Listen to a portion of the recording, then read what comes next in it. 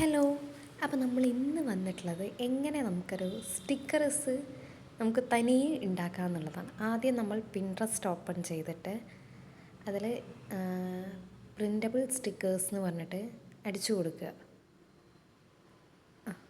അങ്ങനെ അടിച്ചു കൊടുത്ത ശേഷം അപ്പോൾ നമുക്ക് ഇഷ്ടപ്പെട്ടതോ ഒരുപാട് ഇങ്ങനെ കാണും. ചിലതൊക്കെ അതിൽ മാർക്ക് ഉണ്ടാവും കേട്ടോ. അങ്ങനെയൊന്നും എടുക്കരുതേ. അപ്പോൾ നമുക്ക് ഇഷ്ടപ്പെട്ടത് ഒരുപാട് കളേഴ്സ് വെച്ചിട്ട് ഇപ്പോൾ ഞാൻ ഒന്ന് രണ്ടെണ്ണം കുറേ എടുത്തിട്ടുണ്ട് കേട്ടോ. ഞാൻ കുറേ ഇങ്ങനെ സെലക്ട് ചെയ്ത് കുറച്ച് ആസ്തറ്റിക്കും മോഡേണും പിന്നെ കുറച്ച് ഫ്ലവേഴ്സും അങ്ങനെയുള്ളതൊക്കെ അതിലുണ്ട്. നിങ്ങൾക്കറിയാമല്ലോ, പിൻട്രസ്റ്റിൽ എല്ലാം ഒരുവിധം ഉണ്ടാവും. അപ്പോൾ നമുക്ക് വേണ്ട സ്റ്റിക്കേഴ്സൊക്കെ നമ്മളിങ്ങനെ കളക്ട് ചെയ്തെടുക്കുക. നമുക്ക് ഒരു ഷീറ്റിന് തന്നെ കുറച്ചധികം സ്റ്റിക്കേഴ്സ് വേണേ.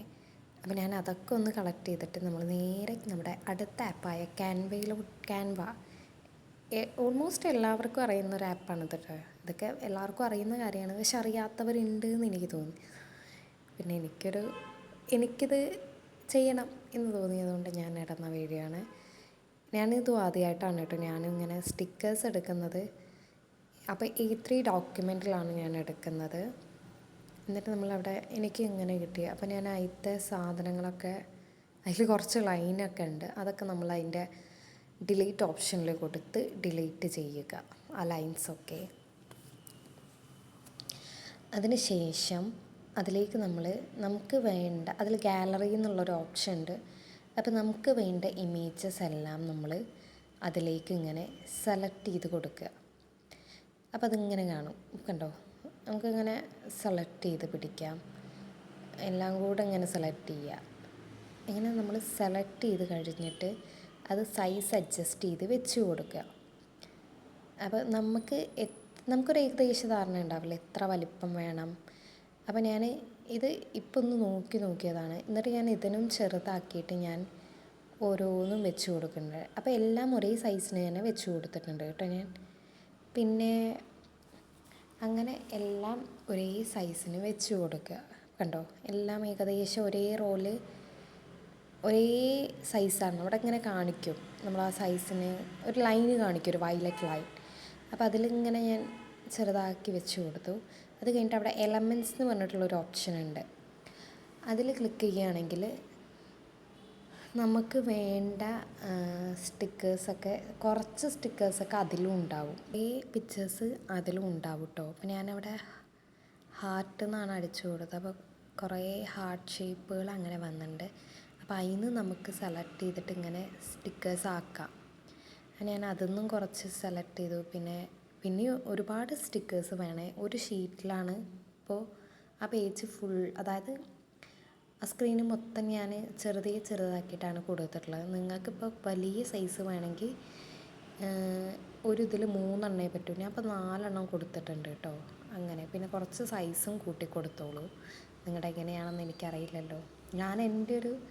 എനിക്കൊരു മീഡിയം സ്റ്റിക്കേഴ്സ് പറഞ്ഞിട്ട് എനിക്കൊന്ന് നോക്കാനാണ്. അപ്പോൾ ഞാൻ എൻ്റെ ഒരു രീതിക്ക് ഞാൻ എടുത്ത് വെച്ചതാണ് കേട്ടോ അതിന്.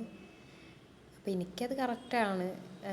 സോ നിങ്ങൾക്കിതിന് വലുതാണ് വേണ്ടെങ്കിൽ കുറച്ചും കൂടെ വലിപ്പം കൂട്ടുക. നമുക്ക് അങ്ങനെ എല്ലാം നമ്മൾ അഡ്ജസ്റ്റ് ചെയ്ത് കൊടുക്കുക. വീഡിയോയിൽ വോയിസ് കൊടുക്കുമ്പോൾ ഭയങ്കര നോയ്സ് എനിക്കിപ്പോൾ തോന്നുന്നുണ്ട്.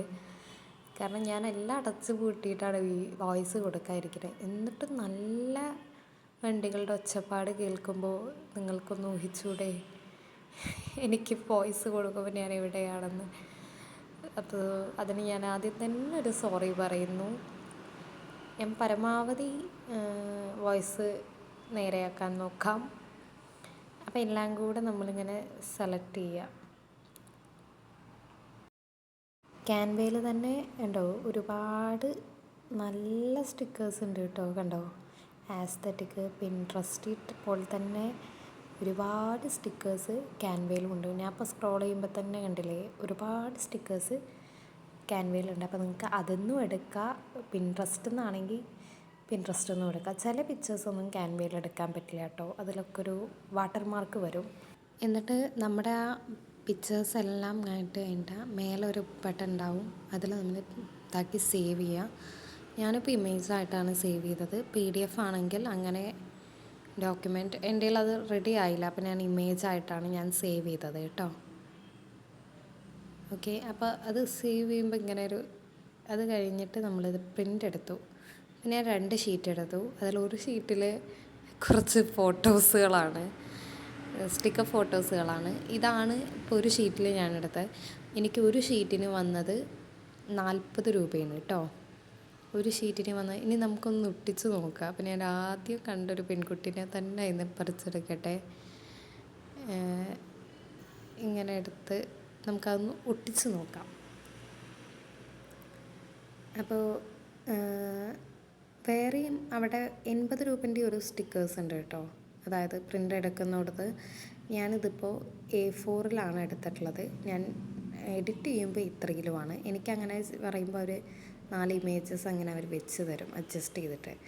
അപ്പോൾ ഒട്ടിച്ച് നോക്കിയിട്ട് കണ്ടില്ലേ. അപ്പോൾ ഇഷ്ടപ്പെട്ട ലൈക്ക്, കമൻറ്റ്, സബ്സ്ക്രൈബ്, സപ്പോർട്ട് ചെയ്യാൻ മറക്കരുതേ.